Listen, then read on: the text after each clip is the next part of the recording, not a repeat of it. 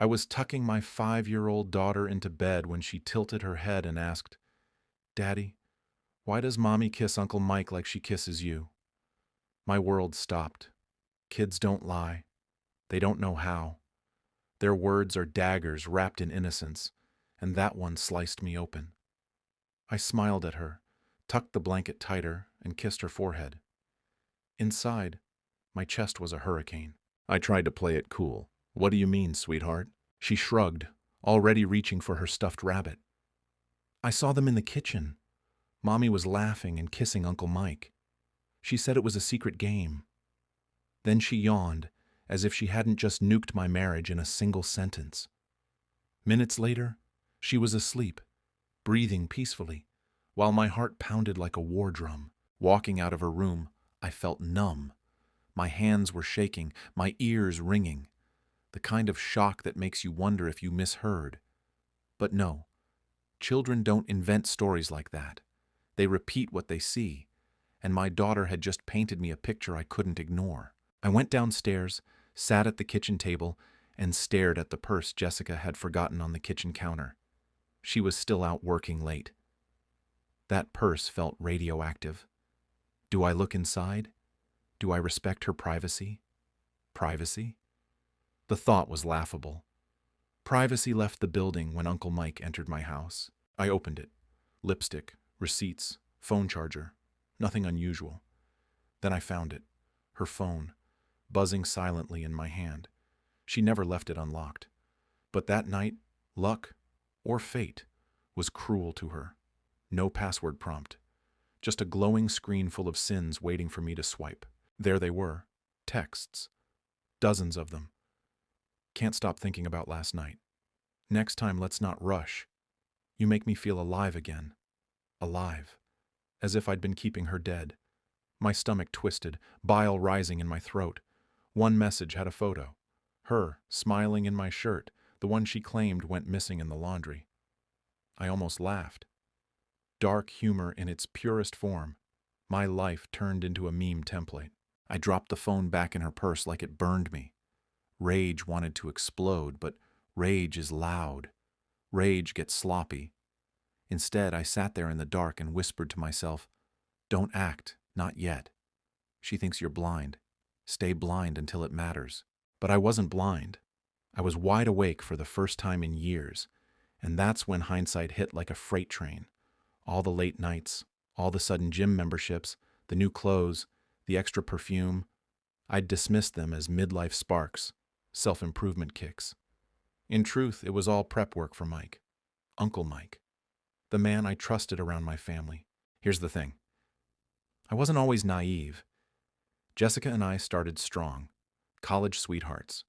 She was the fiery girl who challenged my every thought. We married young, bought our first home, and I worked like hell to provide. Long hours, late nights, sacrifices I thought we both agreed were worth it. When our daughter was born, I believed we'd written the perfect story. Looking back now, I see the cracks. Jessica would roll her eyes at my long hours, say I loved my job more than her. I thought she was joking. I'd bring home flowers, try to plan weekends, but she always seemed restless. Like stability was a cage, not a gift. I mistook boredom for contentment. Rookie mistake. Then came Mike. Always around, always helpful. Uncle Mike, to our daughter. He'd fix things in the house, bring wine for dinner, charm Jessica with his stupid jokes. I thought he was being a good friend. Turns out he was rehearsing for his role as replacement husband, and I was the idiot paying for the stage. The signs were all there, clear as neon in hindsight. Jessica's phone glued to her hand, the sudden laughter that died when I entered the room. The way Mike avoided eye contact, overcompensating with too much friendliness. I ignored it all. Why? Because it's easier to believe in lies than accept betrayal. Because once you admit your partner could cheat, you admit your whole life is fragile. And fragility terrifies us more than truth. But my daughter's words stripped away every excuse. No more ignorance, no more comfort in lies, just reality, ugly and raw. And reality was this. My wife was sleeping with my best friend. I poured myself a glass of whiskey and stared into it like it had answers. None came. Just silence, heavy and suffocating. That night, I didn't sleep. I sat in the living room with the lights off, waiting. When Jessica finally came home past midnight, heels clicking against the floor, she smelled like expensive cologne that wasn't mine. She kissed my cheek, casual, and whispered, "Sorry I'm late. Work was crazy." I almost laughed in her face. Instead, I kissed her back. "Don't worry," I said. "I trust you." Dark humor again, the kind only a man with evidence in his pocket can deliver without cracking. But here's the thing. This wasn't the breaking point. Not yet. That would come later. This was just the rehearsal. My rage was sharpening, my patience stretching, and my mask fixing itself into place. Jessica thought she was clever, juggling lies like a circus act. She had no idea I was already in the front row waiting for her to drop them. In bed, she curled against me like nothing had changed, like she wasn't sneaking around with Mike behind my back. I stared at the ceiling, listening to her slow breaths, and realized I had a choice. I could confront her now, scream, demand answers, burn the house down with raw emotion. Or I could wait. Plan. Collect every piece of evidence until the weight of her lies crushed her. And waiting? That's my specialty. So I lay there, heart pounding, rehearsing the words I'd someday throw at her. Rehearsing how her face would fall when she realized I'd known all along. Rehearsing how Mike would crumble when he saw what loyalty betrayed looks like when it bites back. But most of all, I replayed my daughter's voice in my head. "Daddy, why does Mommy kiss Uncle Mike like she kisses you?" That innocent question had pulled the curtain back. The show was over. The actors didn't even realize the audience had turned on them. And me? I wasn't just the husband anymore. I was the director. And this tragedy was about to get rewritten, with an ending they'd never forget. The morning after my daughter's comment, the world looked different. Coffee tasted bitter.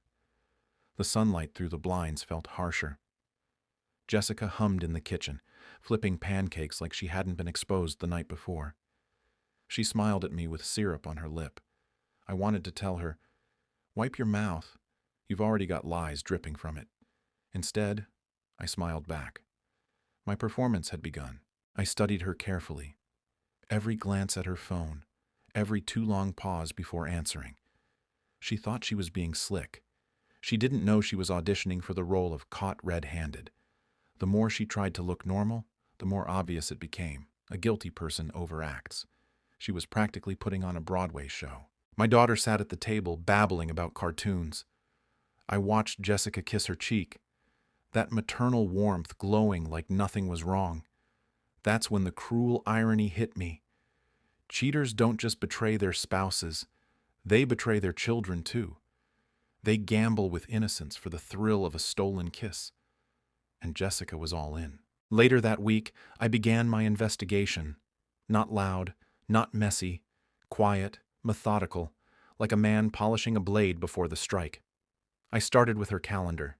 She claimed she had late meetings Tuesdays and Thursdays.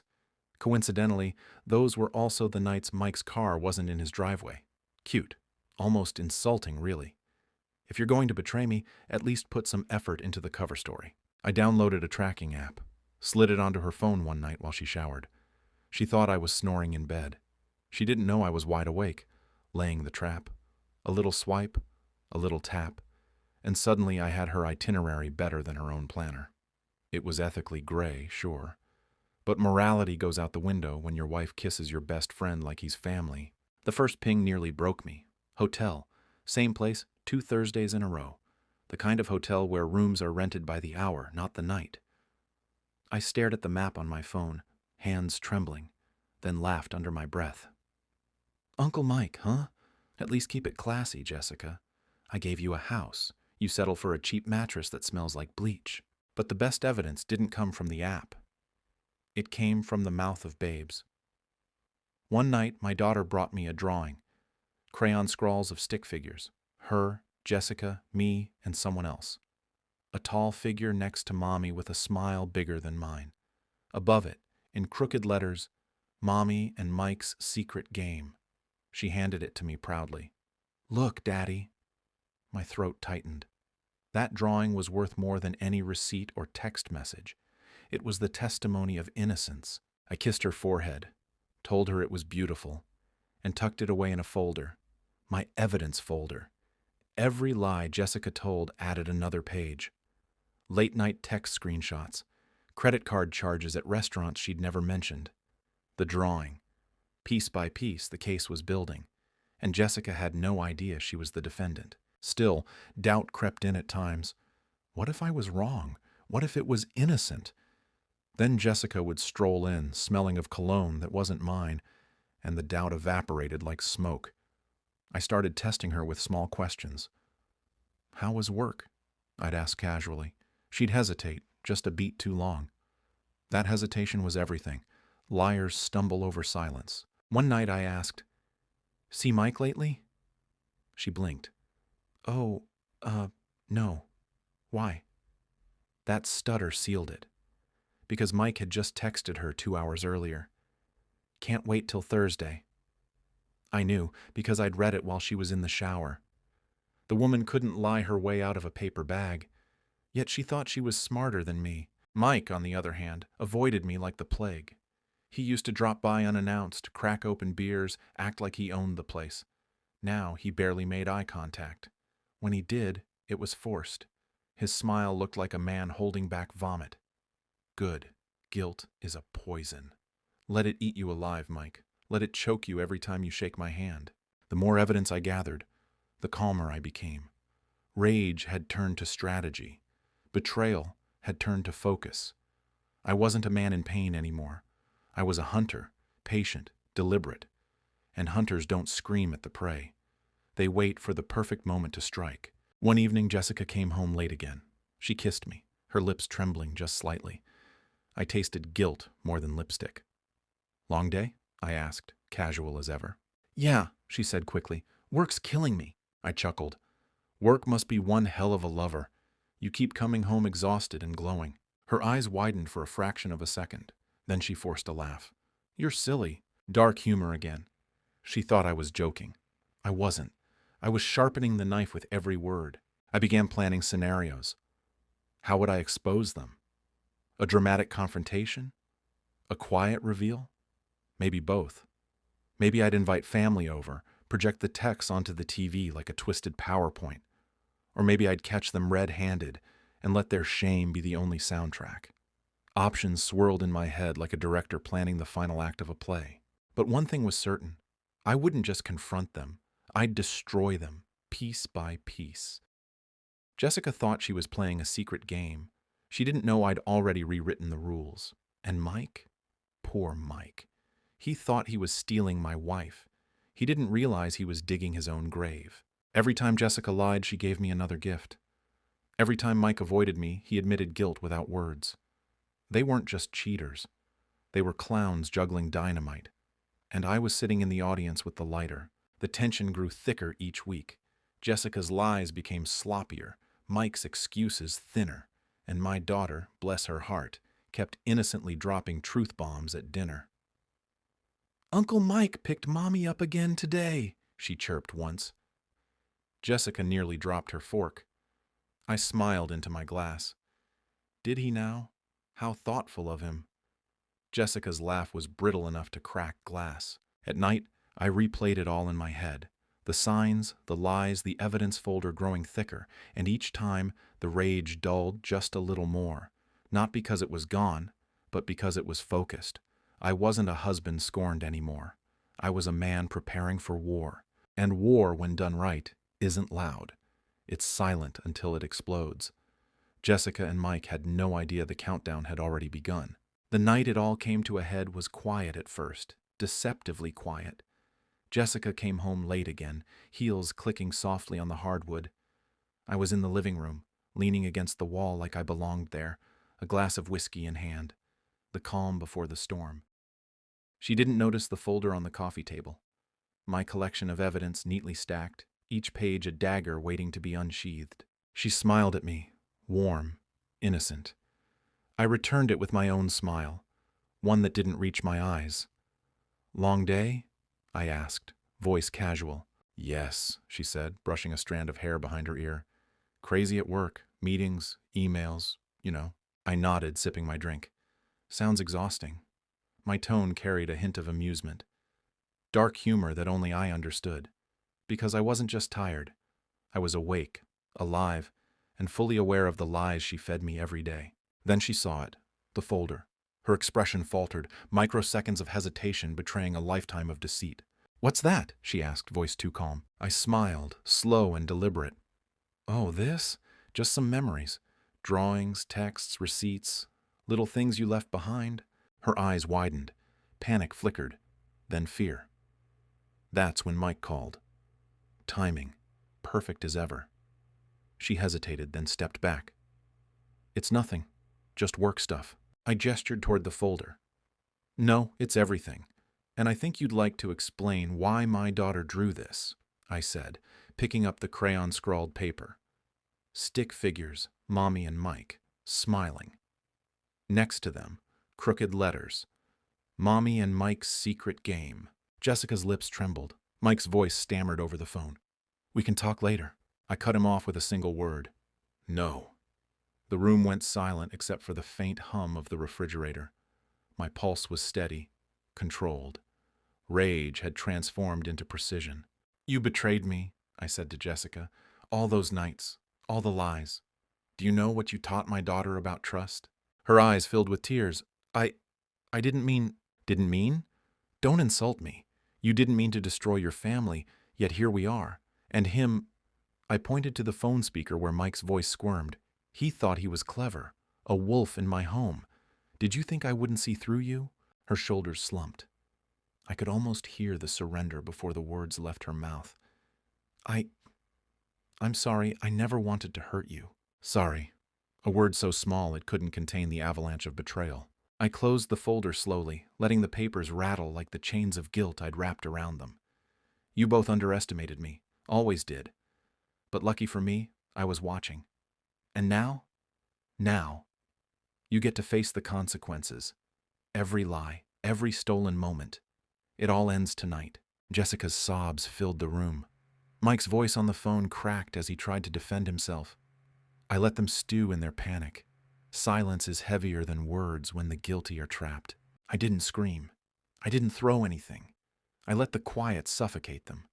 Then I started listing their crimes, one by one. Every text, every secret meeting, every lie she had spun with a smile. Each detail landed like a hammer strike, methodical, deliberate. My daughter had unknowingly handed me the first blow. Her innocence revealed the truth, and now I wielded it like a sword. The betrayal wasn't abstract anymore. It was tangible, drawn in crayons and typed in texts, and it burned. "Do you see?" I asked Jessica, voice low, ice cold. "This isn't just about us. It's about the life you promised to protect. Every time you looked me in the eye and lied, you looked at her future and spat on it." She could barely speak. Mike's excuses fumbled through the speaker like wet paper. I ignored them. Their words were worthless. Actions mattered. Betrayal matters. Then came the part I had been waiting for. The look. That moment when realization sinks into the guilty heart. Jessica's shoulders slumped further, her lips trembling. Mike's voice hit a strangled squeak as he finally understood that this wasn't just an argument. It was an unveiling, a reckoning, a masterpiece of consequences built meticulously over weeks. I leaned forward, close enough to feel the fear radiating from her, yet far enough to maintain control. "You wanted games? Secrets? Well, games have rules, secrets have consequences, and you both just learned mine." I left the room for a moment, letting the tension tighten like a noose.